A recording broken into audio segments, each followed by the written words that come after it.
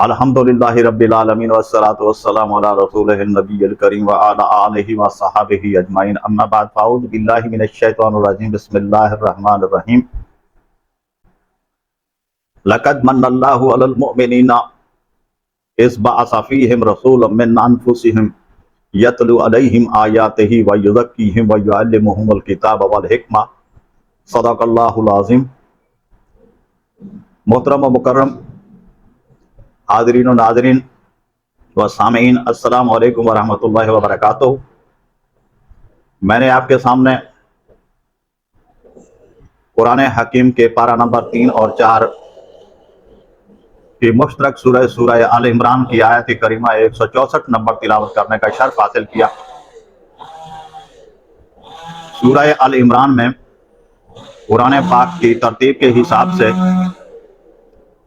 तीसरे नंबर की ये सूरह है और तरतीब नज़ूली के हिसाब से 99 नंबर यानी 89 नंबर की ये सूरह है। इसमें 200 आयात करीमा मौजूद हैं और 20 रकू पर यह मुश्तमिल है। 3480 कलमात यानी वर्ड्स मौजूद हैं और 14520 हरूफ यानी लेटर्स मौजूद हैं। मैंने जो आपके सामने तिलावत की है यह आयत नंबर 164 का पहला हिस्सा तिलावत किया। कोशिश करूंगा इंशाअल्लाह बफज़ल ताला के इसके मफ़हूम आप तक सही मानों में पहुंचा सकूं और इस दुआ के साथ कि अल्लाह मुझे और आपको इस पर अमल करने की तौफीक और ताकत अता फरमाए। लक़द यह सूरह करीमा जो मैंने आपके सामने तिलावत की है यानी सूरह आल इमरान की आयत जो तिलावत की है, यह सूरत मदनी सूरत है। अल्लाह रब्बुल जलाल ने इस आयत करीमा में लाक़द का लफ्ज़ इस्तेमाल करके तस्दीक कर दी। ला का लफ्ज़ भी कसम के लिए, तस्दीक के लिए इस्तेमाल होता है और कद का लफ्ज़ भी तस्दीक और तहकीक के लिए इस्तेमाल होता है। लाक़द यानी हम यूं कह सकते हैं कि 2 दफ़ा रब्बे करीम ने अपना फरमान जारी फरमाया। लाक़द मन्नल्लाहु कि अल्लाह की तरफ से है, अलल मोमिनीन मोमिनीन पर यानी ईमान वालों पर अल्लाह की तरफ से ये एहसान है। इस बासा जब भेजा, फीहिम उन्हीं में से, रसूल भेजा, रसूल मिन अनफुसिहिम उन्हीं में से, रब्बे करीम ने उन्हीं में से अपना एक रसूल भेजा और उन्हीं में भेजा। क्या करता था? यतलू अलैहिम आयातिही, और रब्बे करीम की भेजी हुई किताब में से आयतें पढ़ के सुनाता था, तिलावत करके सुनाता था। व युज़क्कीहिम, और उनका तज़किया करता था, उनकी सफाई करने के लिए उसको भेजा। व युअल्लिमुहुल किताब वल हिकमा, और जो किताब रब्बे करीम ने अपने हबीब को अता की उसकी तालीम के लिए उसे भेजा और हिकमत की तालीम के लिए उसको भेजा गया। इस आयत करीमा में 2 या 3 बातें समझने के काबिल हैं। पहला हिस्सा लक़द मन्नल्लाहु अलल मोमिनीना, मोमिनीन तहकीक के अल्लाह ताला ने मोमिनीन पर एहसान फरमाया।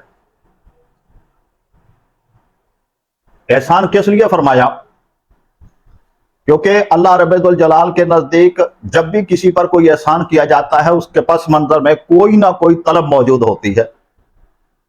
तो रब्बे करीम की तो ऐसी कोई भी तलब नहीं थी कि जिसकी वजह से मोमिनीन पर एहसान फरमाया जाता। हालांकि रब्बे करीम ने पहले भी जब से इंसानियत का आगाज हुआ, मखलूक का आगाज हुआ और खसूसन बिलखसूस उसमें से जिन्नात और इंसानों का आगाज हुआ, तो रब्बे करीम ने तो सबसे पहले ही भेजा ही नबी को यानी हजरत आदम अलैहिस्सलाम को भेजा। किस लिए भेजा? ये वाज़ेह बात है कि नबियों को इसीलिए भेजा जाता है कि जो लोग, क्योंकि हम लोग जितने भी इंसान हैं बुनियादी तौर पर हमारे पास उलूम के हसूल के सिर्फ 5 ज़राए मौजूद हैं जिन्हें हम हवा से खमसा के जरिए हासिल करते हैं। यानी अपने जिस्म से हम हासिल करते हैं, उसमें जिस्म में पाँव, हाथ, पूरी बॉडी आ जाती है। हम नाक के जरिए हासिल करते हैं, इससे स्मेल करते हैं तो हमें चीज़ों का पता चलता है। कान के जरिए हम सुनते हैं तो हमें चीज़ों का पता चलता है। आँख के जरिए देखते हैं, पता चलता है। ज़बान के जरिए टेस्ट करते हैं तो पता चलता है। یہ 5 آرگنز ہمارے جو موجود ہیں، ان کے ذریعے ہم جو کچھ حاصل کرتے ہیں، وہ حواس ہمارے موجود ہیں، ان کو حواس خمسہ کہا جاتا ہے۔ حواس خمسہ ہمارا جو ٹوٹل علم ہے اس میں اس علم کا حصہ کافی زیادہ ہے۔ یہ یاد رہے کہ یہ حواس خمسہ اپنی اپنی جگہ پر بھرپور طریقے سے کام کرتے ہیں، لیکن ان کے ذریعے حاصل کیا علم وہ ناقص ہی ہوتا ہے۔ اور ان کے بعد ایک اور حصہ ہے جسے ہم وژڈم یا عقل کہتے ہیں، وہ عقل بھی علم کے حصول کا سب سے بڑا ذریعہ ہے۔ یہ بھی بتاتا چلوں کہ عقل بذات خود نوری ایک برتن ہے، جس میں علم چونکہ نور ہے، وہ نور ہی اس میں داخل ہوتا ہے، جتنا داخل ہوتا جائے گا اس برتن میں سما جانے کی طاقت موجود ہے۔ لیکن یہ حص جو ہے یعنی عقل حواس خمسہ کی نسبت تو اعلیٰ اور عرفہ ہے، لیکن یہ بھی کامل نہیں ہے۔ اس سے اوپر ایک علم کا ایک ذریعہ ہے جسے ہم وجد یا وجدان کہتے ہیں، وہ عقل کی نسبت زیادہ مستند ہے، جس کے ذریعے اولیاء اللہ جو ہے ان کے پاس القاء ہوتا ہے، وہی کی جو ایک ذریعہ ہے، وہ اس کے ذریعے ہم تک تعلیم پاتے ہیں اور علوم غیبیہ کا ہمیں علم دیتے ہیں۔ یہ اولیاء اللہ کا کام ہوتا ہے ولایت کے ذریعے، جسے ہم کرامات کہتے ہیں، کرامات کے ذریعے ہم تک علم پہنچتا ہے۔ تو اولیاء کرام وجد کے ذریعے یا وجدان کے ذریعے یہ ہمیں علم پہنچاتے ہیں۔ وجدان عقل کی نسبت ایک مضبوط ذریعہ ہے، جبکہ وجدان سے بھی ایک بلند ترین ذریعہ ہے جسے ہم وحی کہتے ہیں۔ یہ وحی علم کا وہ ذریعہ ہے جو انتہا کی حد تک کامل، اکمل اور مکمل ذریعہ ہے، منظم ذریعہ ہے۔ اس میں کسی قسم کا کوئی شک کی گنجائش نہیں ہے، کیونکہ بھیجنے والا وحی رب کریم کی ذات ہے، اور جس کی ذریعے بھیجا جاتا ہے وہ فرشتوں کا سردار یعنی حضرت جبرائیل علیہ السلام کی ذات ہے۔ اللہ کی ذات بھی نور، جبرائیل علیہ السلام کی بھی ذات نور۔ اور چونکہ انبیاء کے پاس بھیجا جاتا ہے اور انبیاء کی ڈیوٹی یہ ہے کہ ان کو تمام قسم کی چیزوں سے معصوم قرار دے دیا گیا، اس لیے ان سے گناہ سرزد ہو نہیں سکتے، اور جب بھی وہ کوئی کام کرنا چاہتے ہیں تو اللہ کی مرضی کو اپنے افعال میں شامل کرتے ہیں، اس لیے ان سے کسی قسم کی کوئی گنجائش ایسی نہیں ہے جس کے ذریعے انسانیت گمراہ ہو سکے۔ اس لیے ہم یہ کہتے ہیں یہ مخلوق میں سے سب سے اکمل اور افضل مخلوق ہے۔ تو اللہ رب ذوالجلال کی ذات ان کے پاس وہی بھیجتی ہے، تو ثابت یہ ہوا ان کے پاس جو علم آتا ہے وہ علم کامل ہے، قابل عمل بھی ہے، اور انسانیت کی رہنمائی کے لیے ازحد ضروری بھی ہے۔ اسی لیے چونکہ انسان عام یا مخلوقات یہ ہمیشہ جو ہے اپنی عقل کی بنیادوں پر، حواس خمسہ کی بنیادوں پر، جو کہ یہ سارے کے سارے حواس جس طرح میں پہلے ذکر کر چکا، یہ حواس ناقصہ ہیں، اور نقص کی وجہ سے ان سے کوئی نہ کوئی غلطیاں ہوتی رہتی ہیں۔ تو رب کریم نے کامل انسانوں کو بھیجا تاکہ وہ ان کی غلطیوں کی اصلاح کریں، ان کی برائیوں کو دور فرمائیں، اور دور کر کے ان کو صحیح راستہ دکھاتے رہیں۔ رب کریم نے ان اکمل انسانوں کے پاس اپنی آسمانی کتابوں کو بھی، تورات، انجیل، زبور اور دیگر صحائف کے علاوہ ایک کامل ترین کتاب جو کہ آج بھی موجود ہے اور تا قیامت تک یہ موجود رہے گی، قرآن حکیم بھیجا، تاکہ وہ انبیاء کرام جو کامل انسان ہیں وہ ان آسمانی کتابوں کو نہ صرف پڑھ کے سنائیں بلکہ ان پر خود بھی عمل کریں، اور گمراہ انسانیت کو بھی عمل کرنے کی تلقین کریں۔ اس طریقے سے رب کریم نے انسانوں کو گمراہی سے بچانے کے لیے انبیاء کرام کو بھیجا۔ دوسرے لفظوں میں ہم یوں ہیں کہ انسانیت کے استادوں کو ان کے پاس بھیجا، وہ جائیں اور اپنی اصلاح کریں۔ ایک بات اور گوش گزار کرتا چلوں کہ انبیاء کرام جتنے بھی تشریف لائے رسولوں کی صورت میں یا نبیوں کی صورت میں، انہوں نے کبھی بھی کوئی تقاضا ایسا نہیں کیا مخلوقات سے کہ ہمیں اپنی تبلیغ کے بدلے فلاں فلاں چیزیں چاہیے۔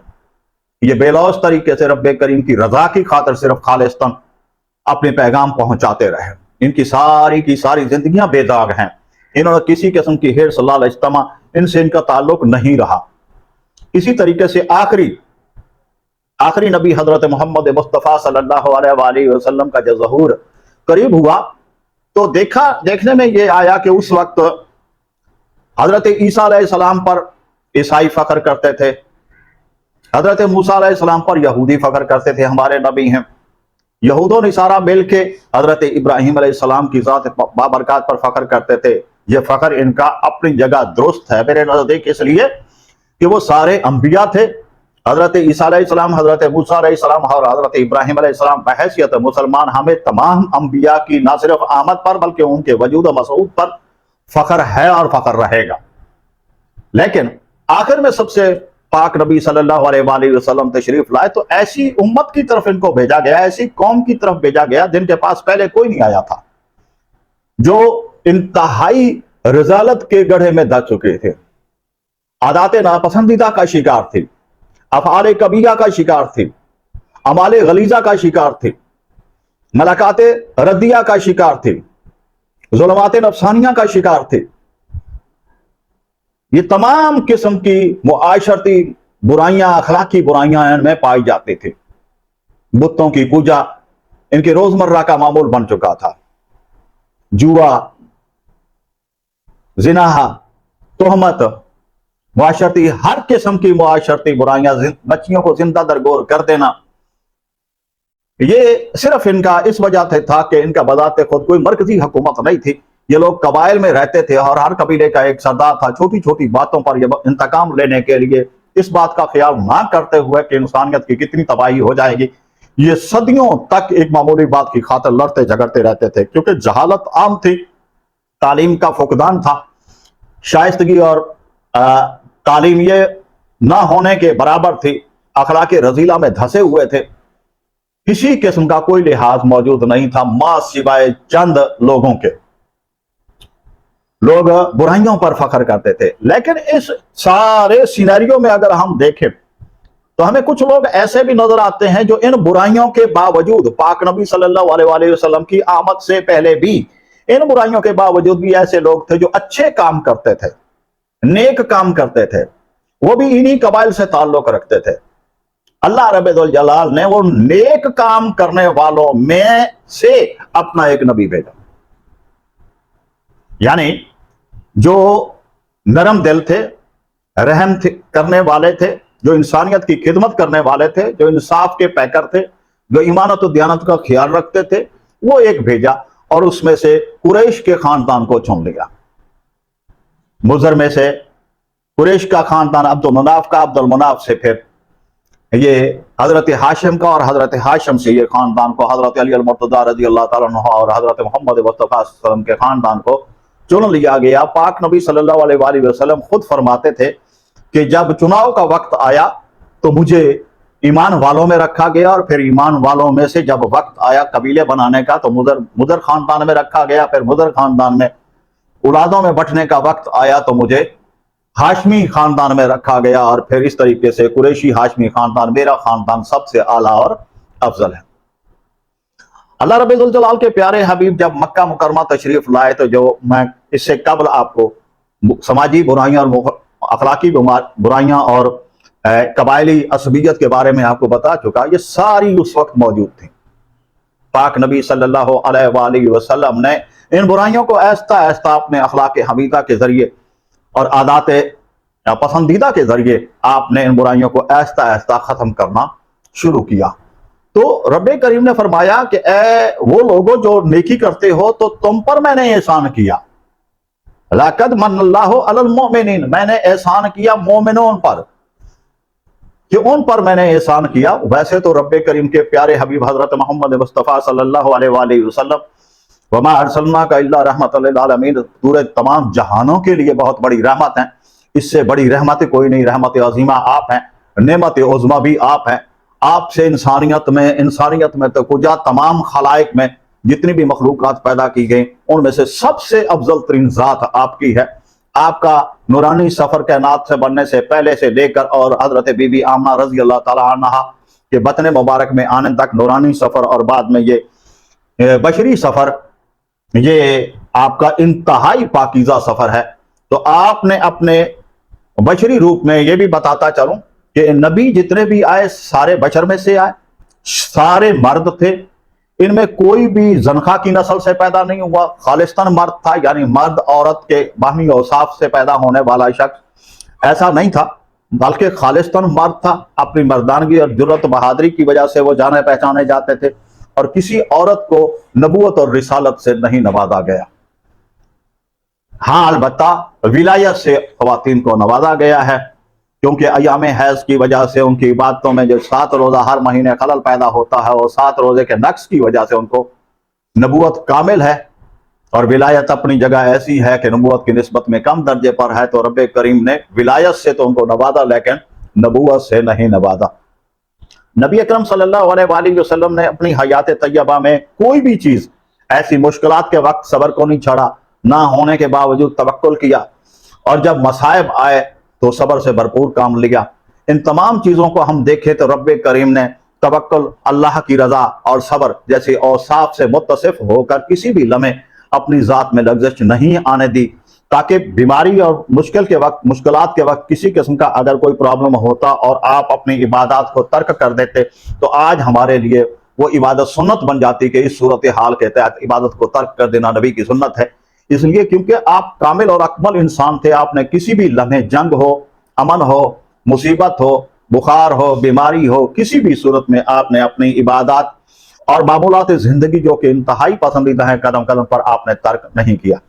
آپ نے اپنے حسن کمال کی وجہ سے، اپنے افعال پسندیدہ کی وجہ سے، آپ نے اپنے اوصاف حمیدہ کی وجہ سے، اپنے کمال محبت کی وجہ سے ان لوگوں کو اس طریقے سے گرویدہ کیا کہ وہ جہالت میں ڈوبے ہوئے وہی لوگ، انہی میں سے ہم دیکھتے ہیں حضرت علی المرتضیٰ رضی اللہ تعالیٰ عنہ پیدا ہو رہے ہیں، حضرت صدیق اکبر رضی اللہ تعالیٰ عنہ پیدا ہو رہے ہیں، حضرت عثمان غنی رضی اللہ تعالیٰ عنہ اس دائرہ کار میں داخل ہو رہے ہیں، حضرت عمر فاروق رضی اللہ تعالیٰ، ایسے جید لوگ، نیک اور صالح لوگ جو پہلے اس معاشرے کا حصہ تھے، رب کریم نے ان کو، چونکہ وہ صاحب رضا تھے، اللہ رب ذوالجلال کی خوشنودی کے لیے پہلے کام کرتے تھے، ان لوگوں کو کا چناؤ پہلے کیا گیا، وہ لوگ ایمان میں داخل ہونا شروع ہو گئے۔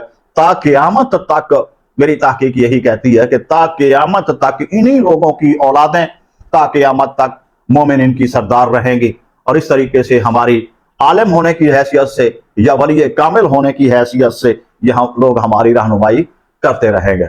اللہ رب الجلال نے اسی صورت میں فرمایا کہ جب تم گمراہی میں تھے، جب تم ضلالت میں تھے، جب تم مکمل طور پر قبائلی عصبیت کا شکار تھے، جب تم کچھ بھی نہیں جانتے تھے، جب تم تمام قسم کی اخلاقی اقدار سے بالکل مبرہ تھے، اخلاقیات سے واقف نہیں تھے، رب کریم نے فرمایا اس وقت میں نے اپنا محبوب بھیجا۔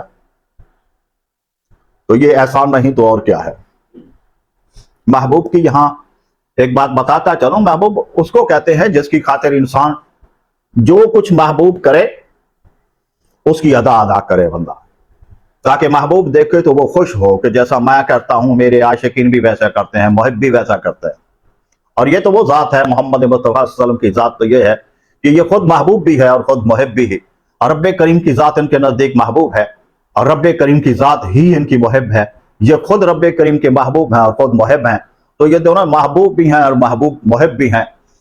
تو ہم یہ نہیں کہہ سکتے کسی بھی صورت میں کہ کائنات میں کوئی چیز رب کریم نے اپنے محبوب سے اجر رکھی ہو، اسی لیے رب کریم کے پیارے حبیب فرمایا کرتے تھے میں کائنات کو اس طریقے سے دیکھتا ہوں جس طریقے سے میرے سامنے ہتھیلی ہے، میرے سامنے یہ کائنات تشکیل پائی۔ تو رب کریم نے فرمایا مجھے حد سے زیادہ اپنے محبوب سے پیار ہے، اس کی ہزاروں مثالیں حدیثوں میں بھی موجود ہیں، اور پورا قرآن پاک تو ویسے ہی سارے کا سارا قرآن پاک ایک ایک آیت کریمہ نبی اکرم صلی اللہ علیہ وسلم کی مدت اور ثنائی بیان کرتی ہے۔ قرآن پاک پورا آپ کی مدت میں موجود ہے، جس کے مزید بتانے کی ضرورت نہیں ہے۔ رب کریم نے فرمایا اتنا اعلیٰ اور افضل انسان اور اتنا اعلیٰ اور افضل رسول جو کہ میرا محبوب ترین ہے، جس کی میں ہر بات مانتا ہوں، تو اس صورت میں نے یہ آپ کو عطا کر دیا۔ کس لیے عطا کیا؟ کہ یہ میں نے آپ پر احسان نہیں کیا۔ یہ رب کریم نے جو لفظ استعمال فرمایا ہے کہ میں نے آپ پر احسان کیا، احسان کے لیے دو رستے ہوتے ہیں کہ انسان کا اپنا اس کا صلہ طلب کرے، رب کریم نے اس کا صلہ طلب نہیں کیا، بغیر صلے کے مومنین پر احسان کیا ہے۔ مومنین پر یہ پاک نبی صلی اللہ علیہ وسلم کا احسان خاص طور پر ہے، اور تمام مخلوقات پر یہ احسان عام طور پر ہے۔ یہ پیغام صرف مومنین کو نہیں دیا، یہ رحمت صرف مومنین کے لیے نہیں ہے، لیکن جو ایمان میں داخل ہوتا جائے گا وہ اس رحمت سے فیض یاب ہوتا جائے گا، اور جتنا جتنا داخل ہوتا جائے گا، کیونکہ قرآن پاک میں ارشاد ہے کہ کچھ لوگ مکمل طور پر ایمان میں داخل نہیں ہوتے، تو جو لوگ مکمل طور پر ایمان میں داخل ہوں گے تو لازمی بات ہے وہی اطاعت و اتباع کریں گے پاک نبی صلی اللہ علیہ وآلہ وسلم کی ذات کی، اور جو جتنے طریقے سے اتباع کرے گا اتنا ہی طریقے سے وہ آگے بڑھتا چلا جائے گا۔ اطاعت کا یہ لفظ کریے کرتا چاہوں تو اطاعت کا مطلب ہوتا ہے نبی اکرم صلی اللہ علیہ وآلہ وسلم کے بتائے ہوئے راستے پر چلنا، جو آپ نے فرما دیا, جو آپ نے کر کے دکھایا, اس راستے پر چلنا. اور اتباع کا مطلب اس راستے پر بھی چلنا اور اس ذات میں اپنے آپ کو فنا کر دینا. جس نے یہ راستہ بتایا اس ذات میں اپنے آپ کو فنا کر دینا, تو یہ اتباع ہے. جو اتباع کرتا ہے رب کریم اسے اپنا محبوب بنا لیتا. یہ میں نہیں کہتا, سورہ آل عمران کی پارہ نمبر آیت کریمہ 31 موجود ہے. قل ان کنتم تحبون اللہ فاتبعونی یحببکم اللہ. اے حبیب تم کہہ دو, قل ان کنتم تحبون اللہ, کہ تم میں سے جو بھی اللہ سے محبت کرتا ہے, فاتبعونی, کہ وہ تمہاری اطاعت کرے, اتباع کرے. اور جو اتباع کرے گا یحببکم اللہ, میں اللہ اس کو اپنا حبیب بنا لوں گا. تو اتباع نام ہے محمد مصطفیٰ صلی اللہ علیہ وآلہ وسلم کی ذات میں اپنے آپ کو فنا کرنا. جو اتباع کرے گا اللہ رب الجلال سے اپنا حبیب بنا لے گا. ان میں سے زندہ مثال ہمارے پاس اولیاء کرام کی ہے. اولیاء کرام نے اپنے آپ کو فنا فی رسول کے درجے پر جو ہی پہنچایا, محبت کے ذریعے رب کریم نے انہیں اپنا محبوب بنا لیا, اور محبوب بنانے کے بعد ان کو مختلف صوفیوں کی منازل طے کرتے ہوئے اپنی ذات میں فنا کرنے تک, یعنی فنا فی اللہ کے درجے تک پہنچا دیا. تو اتباع کا مطلب یہ ہے کہ اللہ تعالیٰ نے اس ذات کریمہ میں اس میں ارشاد فرما دیا کہ اے مومنینو, میں نے تم پر احسان کیا ہے, میرا حبیب تم میں آیا ہے, اس لیے بھیجا ہے کہ یہ تم کو تمام برائیاں تمہارے اندر سے صاف کر دے اور تمہیں بالکل نکھار کر کامل بنا کے تمہیں ایمان میں داخل کرے. اور جو تم میں ایمان میں داخل ہو جائے گا, اس کی پہلے زندگی جو ہی کفر کی ہو, اس کی زندگی جو گزری ہے, جو ہی وہ ایمان میں داخل ہو جائے گا, میں اللہ اپنی رحیمیت اور کریمیت کے باعث اس کی سابقہ سارے گناہ معاف کر دیتا ہوں. اور نہ صرف گناہ معاف کرتا ہوں, تو پہلا اسے درجہ عطا کرتا ہوں, اور وہ درجہ صحابیت کا ہے. میں اسے صحابیت کے درجے پر فیض کر دیتا ہوں. صحابیت کا درجہ یاد رکھے, دنیا کے جتنے بھی اولیاء کرام گزرے, حضرت آدم علیہ السلام کی اس سے لے کر تو قیامت تک جتنے اولیاء کرام آئیں گے, جس نبی کے دور میں رہے, ان اولیاء کرام کے مقام کو اگر اکٹھا کر لیا جائے تو ایک صحابی کے مقام کے برابر نہیں ہو سکتے. اللہ تعالیٰ نے یہی ارشاد فرمایا, جو شخص کفر کی دنیا سے نکل کر میرے محمد مصطفیٰ صلی اللہ علیہ وسلم کے فرمان پر عمل کرتا ہوا ایمان میں داخل ہو جائے گا, میں اسے پاک نبی صلی اللہ علیہ وآلہ وسلم کے صحابیت کے درجے میں داخل کر دیتا ہوں. تو پاک نبی صلی اللہ علیہ وآلہ وسلم اس لیے بھی ان کے لیے بہت بڑا احسان ہے کہ آپ کے دور اقدس کے اندر آپ کے فرمان پر عمل کرتے ہوئے جس شخص نے کفر کو چھوڑ کر ایمان کو اپنا لیا, رب کریم نے ان کو صحابیت کے درجے پر فیض فرما دیا. رب کریم کے احسانات کے یہ پاک نبی صلی اللہ علیہ وآلہ وسلم چونکہ بہت بڑا احسان ہے, لیکن اٹھایا ان کو انہی میں سے کہ جو کفار موجود تھے, جو مکے میں موجود تھے, لیکن وہ لوگ نیکی کرتے تھے, تو انہی میں سے رب کریم نے ان کو اٹھایا. اس لیے اٹھایا, واضح طور پر آیت کریمہ میں بتا دیا, یتلو علیہم آیاتہ, اللہ رب ذوالجلال کی آیتیں پڑھ پڑھ کے ان کو سناتے تھے. آیت کا لفظی معنی نشانی ہوتا ہے, آیت کا لفظی معنی دلیل بھی ہوتا ہے. آیت کیونکہ ایک دلیل ہے, تو یہ پاک نبی صلی اللہ علیہ وآلہ وسلم کی نبوت کی تصدیق پر مصدقہ ہونے کی یہ دلیل ہے. تو قرآن پاک کی ہر آیات نبی اکرم صلی اللہ علیہ وآلہ وسلم کے نور نبوت کی تصدیق کی ایک مکمل دلیل ہے. آیت کو عام طور پر اگر ہم قرآن پاک پڑھیں تو جب ہم 6666 آیات کا نام لیتے ہیں, اگر ہم ان کو سادہ سے لفظوں میں بیان کریں تو ہم آیت کا معنی عربی زبان میں فقرہ بھی لے سکتے ہیں. یہ ایک فقرہ, ایک سنٹنس کہاں پہ جا کے ختم ہوتا ہے, وہ چھوٹا ہے یا بڑا. تو رب کریم نے یہ آیات جو بیان فرمائی, یعنی یہ 6666 دوسرے لفظوں میں فقرات موجود ہیں. ایک دفعہ پھر گوش گزار کرتا چلوں کہ آیت کا لفظ معنی نشانی ہے. اللہ تعالیٰ نے اپنی نشانیاں بیان فرمائی قرآن پاک میں. اللہ رب الجلال نے اپنے نبیوں کو بھیج کر اسی آیت کا اگر ہم ترجمے میں جھانکیں اندر, یتلو علیہم آیاتہ, اللہ رب الجلال نے اپنے حبیب کو ان آیات کریمہ کی تلاوت کرنے کو کہا. وَیُزَکِّیہم, عرب کے لوگ جتنی برائیوں میں دھسے ہوئے تھے, وہ ظاہری تھی یا باطنی تھی. ظاہری برائیاں, قتل ہو سکتا ہے, زنا ہو سکتا ہے, یہ جوا ہو سکتا ہے, ناانصافی ہو سکتی ہے. یہ اس قسم کی جو ظاہری برائیاں تھی یہ, اور جو باطنی برائیاں تھی, جھوٹ بولنا, غیبت کرنا, چغلی کرنا, یہ جو قلبی بیماریاں تھی جس کو ہم حسد کہتے ہیں، یہ جو قلبی بیماریاں تھی، پاک نبی صلی اللہ علیہ وآلہ وسلم نے ان لوگوں کو ظاہری اور باطنی، یعنی تمام قسم کی جسمانی، تمام قسم کی قلبی اور تمام قسم کی فکری برائیوں سے پاک نبی صلی اللہ علیہ وآلہ وسلم کے اس عرب کے جہلا کو ان تمام چیزوں کی برائیوں سے پاک کیا، ان کے قلب کو بھی پاک کیا، بالکل انصاف کر دیا، اور پھر انہی میں سے صاحب ایمان پیدا ہونے لگے۔ پاک نبی صلی اللہ علیہ وآلہ وسلم کی ایک تھوڑی سی حیات طیبہ کا ہم اگر جائزہ لیں تو آپ نے لاکھوں کے حساب سے صاحب ایمان پیدا کر دیے، اور یہی صاحب ایمان دنیا میں پیغام کو لے کر چلے۔ آج جو اسلام کا چرچا ہوا ہے یا اتنے مسلمان پیدا ہو گئے، یہ اسی ہی سبیل کا ہے۔ پاک نبی صلی اللہ علیہ وآلہ وسلم جو مدینہ مبارک میں موجود ہیں، اسی کی سبیل سے یہ سلسلہ جاری ہے، اور تا قیامت تک یہ جاری رہے گا۔ اللہ کے حکم سے یہ سلسلہ انشاءاللہ ایمان کا یہ دن بدن بڑھے گا، کم نہیں ہوگا۔ تو اللہ رب الجلال نے اس آیت کریمہ میں ایک لفظ یہ یوز کی ہے کہ وہ میرا حبیب جو آیا ہے وہ تمہارے تزکیے کے لیے آیا ہے، تمہاری صفائی کرنے کے لیے آیا ہے، ذہنی قلبی باطنی اور ظاہری صفائی کے لیے آیا۔ وَيُعَلِّمُهُمُ الْكِتَابَ وَالْحِکْمَةَ، یہ تعلیم دیتا ہے تمہیں کس چیز کی؟ کتاب کی۔ کتاب کے اندر کیا موجود ہے، اس کے اسرار و معارف کیا ہیں، اس کے باطنی معنی کیا ہیں، کیونکہ عرب کے لوگ تو بذات خود عربی بولتے تھے۔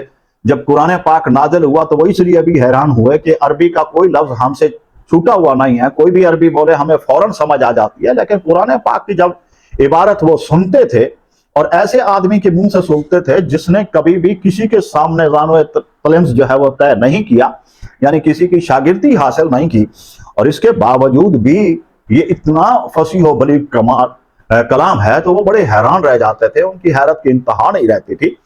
لیکن سوائے اس کے اور کوئی چارہ ان کے پاس موجود نہیں تھا، راستہ موجود نہیں تھا، کیونکہ پاک نبی صلی اللہ علیہ وآلہ وسلم کی حیات طیبہ وہ 40 سال کے عرصے میں اپنے اندر دیکھ چکے تھے۔ انہوں نے ہی ان کو صادق اور امین کا لقب دیا تھا۔ انہوں نے ہی دیکھا تھا کہ یہ شخص کبھی بھی کسی قسم کی معمولی برائی کا شکار نہیں ہے، کبھی جھوٹ نہیں بولتا، کبھی غیبت نہیں کرتا، کبھی تہمت نہیں لگاتا۔ لیکن آج یہ کھڑا ہو کر پاک نبی صلی اللہ علیہ وآلہ وسلم کی ذات کے روپ میں یہ آج وحدانیت کا درس دیتا ہے کہ اللہ ایک ہے، اس کا مطلب ہے، اور یہ پھر یہ کلام پیش کرتا ہے۔ یہ کلام اتنا فصیح و بلیغ ہے جس کی ایک آیت کریمہ کے بدلے بھی کوئی آیت وہ عرب والے پیدا نہیں کر سکے جن کو اپنی فصاحت اور بلاغت پر اتنا فخر تھا۔